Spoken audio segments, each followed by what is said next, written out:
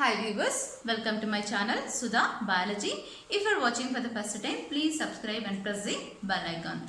And in this session, I would like to discuss about the PUC vector, that is PUC 19.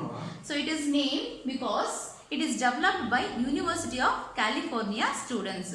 So P stands for plasmid, U stands for university, C stands for California. So it is developed by University of California students. So it is another artificially constructed vector. So already we have been discussed about PBR 322. So it was more commercially used, and as it was present already, why there is again alternative of vector construction. So in PBR 322 there were two selectable markers which is used for selection of transformants and then recombinants from non-recombinants.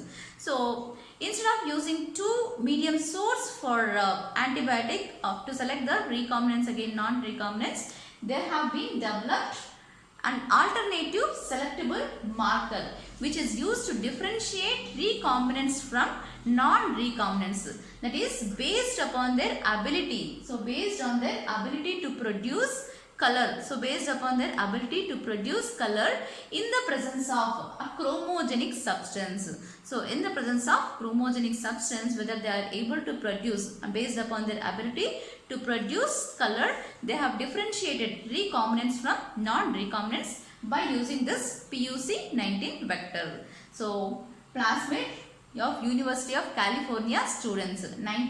Number 19 stands for, it is differentiation from other vectors. Okay, and now let us see the structure of this, which contains origin of replication site must and should for each and every vector, okay, in order to multiply our desired DNA copies. So that is what I said, or origin of replication site.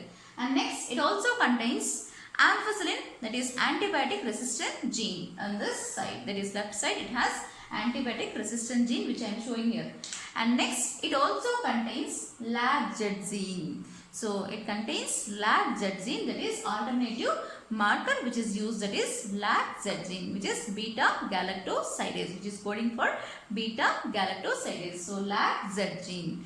And at this site of LAG-Z gene, it has a polylinker, that is which has a multiple restriction sites. Polylinker, this shows the multiple restriction sites. Say here it has EcoR1, SAM1, BAMH1 and SAL1 as well as PAT1 and even HIND3. So all these restriction sites are present. So we know that we use particular restriction enzyme at particular restriction site. So each restriction enzyme is specific for particular unique restriction site. So these are present in this LAG-Z gene region. So this is about the structure of PUC vector, that is PUC19 vector. And if how to show the transformation in this, and how to see whether it is how to select the recombinants from non-recombinants by using this vector. Suppose for example, okay, this is a vector PUC vector and this contains LAG-Z gene, and as it is containing this LAG-Z gene, and after transformation into the host, suppose if it is transformed into the host,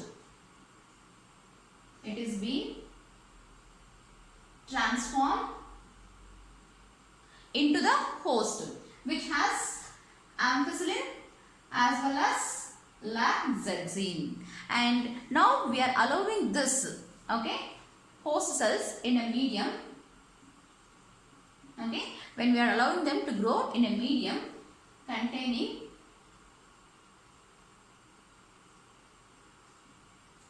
X-gall, which is used as a substrate, and ampicillin containing medium. So this host cells, when these are grown in a medium containing X-gall as well as ampicillin, it produces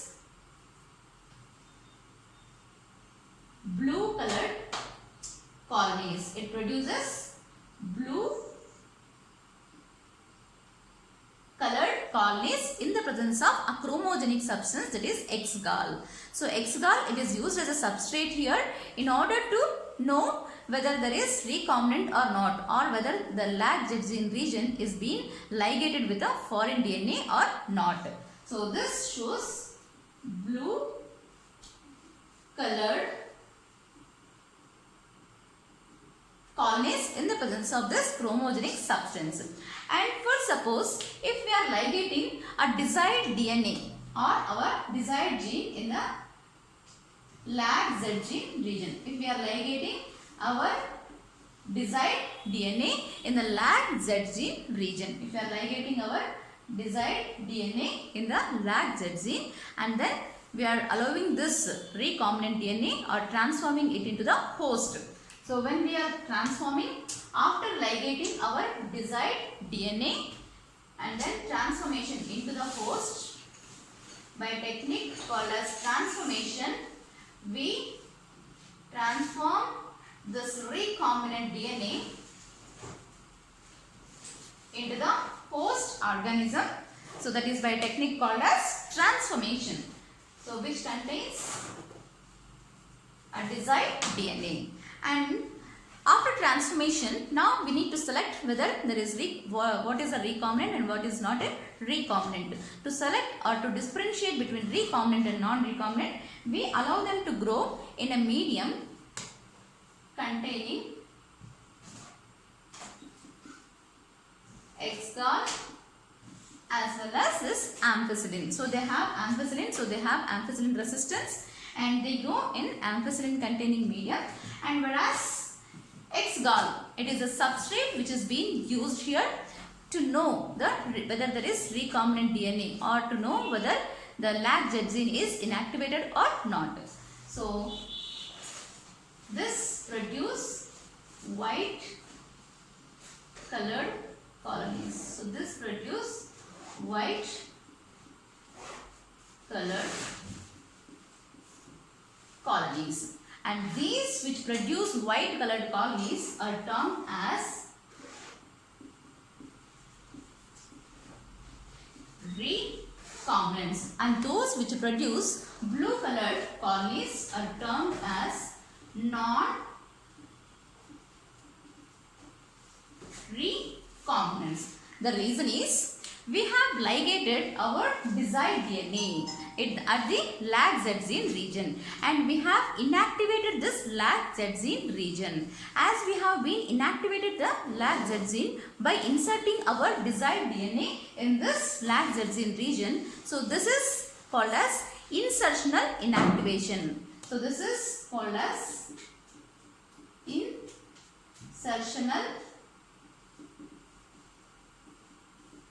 inactivation, as we are inserting our desired DNA in the lag Z gene region and we are inactivating the lag Z gene, and that is called as insertional inactivation, and we are transforming it into the host cell. So this is the host cell, we are transforming it into the host cell and we are allowing them in a medium to grow, that is containing ampicillin as well as X-gall substrate. So now this produces white colored colonies. So as X-gall is inactivated, that is lag Z gene is inactivated, this will not be able to produce blue colored chromogenic substance or blue colored colonies in the chromogenic substance. As lag Z gene is inactivated, so this will not be able to, when it is grown on ampicillin as well as X-gall containing medium, it will not be able to produce blue colored colonies. So in the presence of X-gall medium. Whereas if it is not ligated, with any foreign DNA or desired DNA in the lag Z gene region, this will be able to produce a blue colored colonies in the presence of this chromogenic substance, that is substrate X-gall, which is used as in the medium along with the ampicillin. So that is the differentiation from recombinants as well as non-recombinants. So as it is ligated, it will be producing white colored colonies, so those are termed as recombinants. Whereas those which are not ligated with the desired DNA and when they are allowed to grow in X-gall containing medium, they produce blue colored colonies. So those blue colored colonies which can be termed as non-recombinants, and those which produce white colored colonies are termed as recombinants. So this is how PUC vector is being used. Thank you.